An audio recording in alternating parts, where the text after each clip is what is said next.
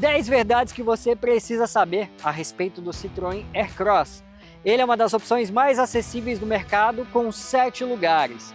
Mas será que são só 7 verdades positivas ou negativas dele? Bom, eu posso dizer que são vários pontos e que a gente vai conversar sobre eles nesse vídeo. Você está preparado? Então vem comigo e já deixa o dedo no like aí.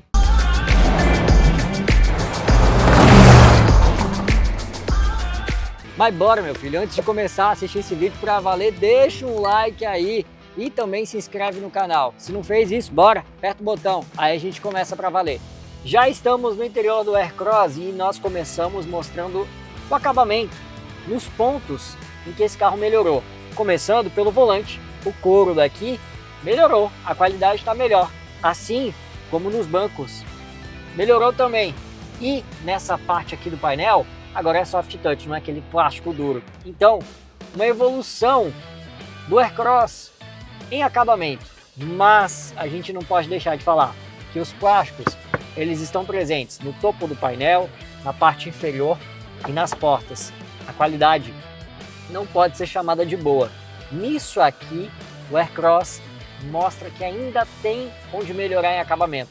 Mesmo com essa fusão de plásticos diferentes, como o Black Piano, esse imitando o aço escovado, a qualidade ainda não é boa não, viu?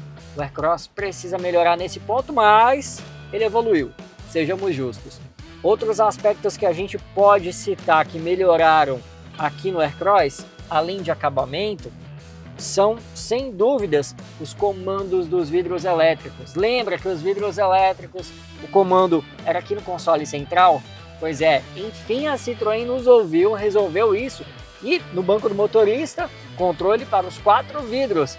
E para quem vai atrás, o controle é justamente na porta. Enfim a Citroën evoluiu nisso. E já que a gente está falando da parte traseira, vamos para lá? Eu vou te mostrar como é que é o espaço interno desse carro. Vem comigo. Chegamos à fileira central, se é que a gente pode dizer assim, do Aircross.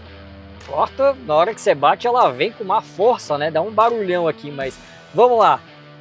Banco dianteiro tá justamente para minha posição de dirigir. Eu tenho 1,73 m, não sou alto, mas eu tenho um palmo aberto dos meus joelhos até o banco dianteiro. Posição legal. Bom, encosto de cabeça tá aqui, tá arrumado, e eu tenho quase um palmo da minha cabeça até o teto. O espaço é muito bom para quem vem aqui atrás. Quem vai no meio tem esse túnel central. Vai brigar por espaço pelas pernas aqui com quem vai ao lado, não tem jeito. Então é uma particularidade dos carros brasileiros, né? Você ainda tem esse túnel central mais alto, a perna fica bem inclinada, mas a gente precisa falar de um aspecto muito interessante que tem aqui, que está no teto, que é esse ventilador. Ele ajuda o ar-condicionado a trabalhar e manda mais ar gelado para o restante da cabine. Vale ressaltar, ar gelado se o ar-condicionado estiver gelando, porque se for o ar quente ele vai mandar também. Ele tem apenas a função de espalhar o ar, é um ventilador mesmo, tá? Ele não refrigera ou aquece esse ar.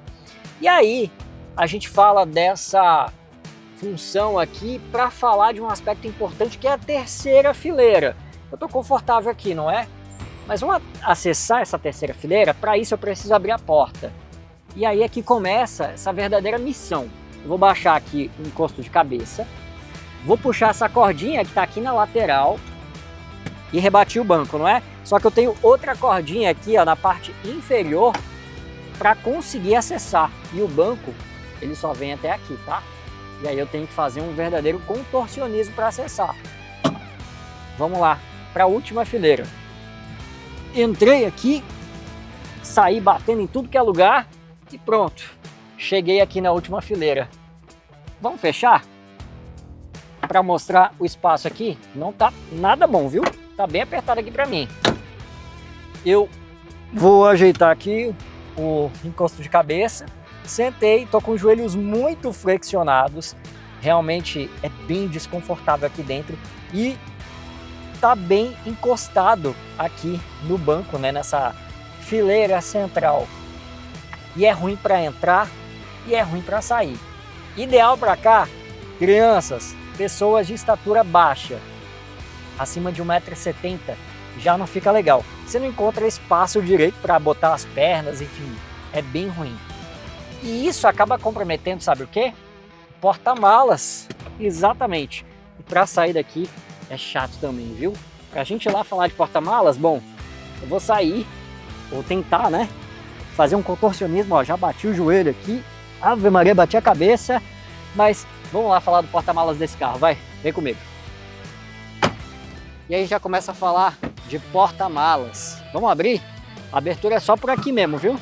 Tem outro jeito não. E a gente se depara com o quê? Com a terceira fileira.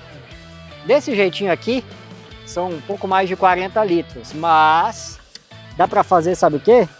Dá para retirar o banco daqui, de uma maneira bem simples.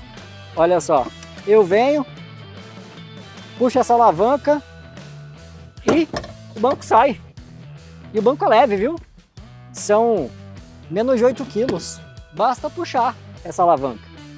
É bem facinho mesmo. Do lado de cá tem um triângulo. Pronto. Puxei.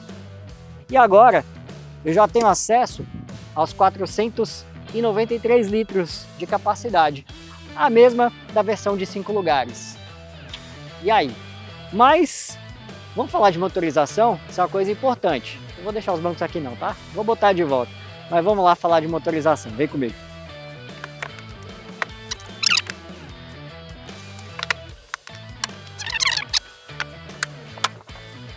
Tá achando que eu não ia montar o banco não, né? Bora lá falar de motor, vem. O que esse carro tem aqui? O conjunto.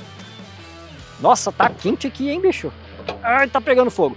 O conjunto é aquele 1.0 turbo de 130 cavalos no etanol, 20,4 kgfm de torque.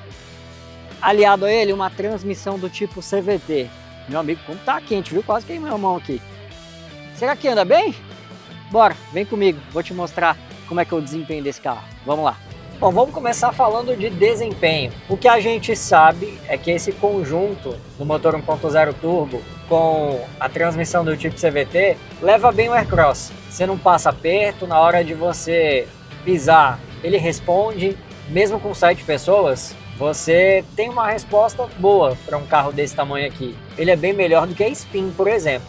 A resposta é de fato bem melhor. E olha que a gente está falando de um carro grande, de um carro de aerodinâmica bem ruim, então isso em tese deveria atrapalhar. Mas esse propulsor aqui, ele realmente é muito bom. E vamos falar agora de consumo. Uma coisa que ficou bem nítida é que esses motores do grupo Stellantis, eles sentiram e muito essa adição de etanol na gasolina. A média diminuiu de uma forma sensível. No nosso trajeto, que a gente faz com todos os carros, é um mistão de cidade com estrada. Eu tenho 12 km por litro. Não é uma média ruim, mas ela poderia ser melhor. Alguns carros maiores já conseguiram médias melhores aqui nesse nosso teste. É uma evidência realmente que os carros da Stellantis com esse motor 1.0 turbo sentiram em muito essa adição do etanol na gasolina. Vamos ver como é que a Stellantis vai se comportar daqui para frente. Um dos pontos que ela já usou para tentar diminuir o consumo e emissão de gases poluentes. Quem sabe alguma jogada aí do governo com base numa vantagem de eletrificação que possa agregar a marca foi justamente o híbrido leve de 12 volts, né, com aquela bateria que fica aqui embaixo do banco. Foi uma alternativa, mas ela de fato não é uma alternativa que vai influenciar tão fortemente no consumo. Vamos ver o que a Stellantis deve preparar para os próximos anos em termos de consumo. E aí a gente parte para falar em dirigibilidade. Direção elétrica, ela pesa de uma maneirinha artificial e em alguns momentos parece que tem, sei lá, uma folga nela, ela parece que demora a responder, mas nas velocidades mais baixas ela é muito boa, né? Ajuda muito nas manobras, fica bem levinha, isso é legal. A gente está falando de um carro grande, muitas janelas aqui, e por mais que você tenha ali uma janela espia lá na última coluna, não adianta muito, sabe?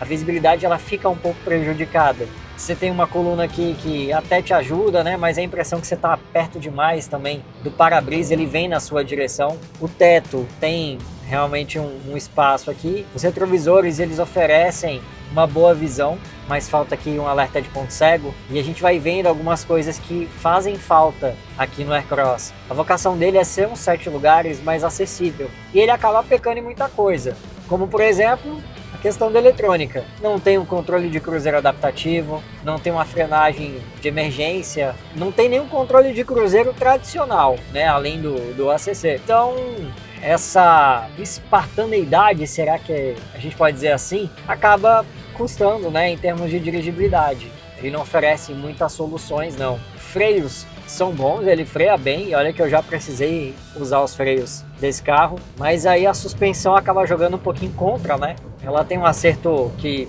privilegia um pouquinho mais o conforto. Em algumas situações você nota uma inclinação do carro, você nota a traseira balançando em alguns desníveis. Essa questão de dirigibilidade aqui, ela fica bem prejudicada. Você não tem tanta eletrônica e você não tem uma direção tão direta, uma suspensão que colabore tanto assim. É um carro focado realmente em te levar do canto A até o canto B, sem luxo, só com uma capacidade realmente de 7 pessoas. Conforto, bom, a suspensão, se ela não prioriza tanto a dirigibilidade, ela acaba levando realmente conforto um pouquinho mais a sério. Ele dá umas inclinadas dependendo da curva, né? Um carro com centro de gravidade mais alto, isso acaba fazendo a diferença, né? Ele chacoalha em algumas situações.